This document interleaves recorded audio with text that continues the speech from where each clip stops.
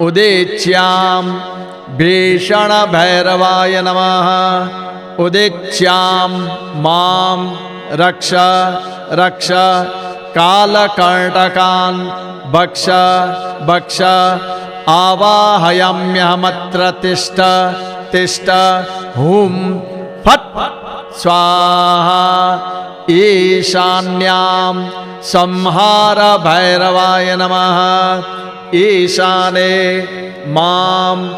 रक्ष रक्ष कालकण्टकान् भक्ष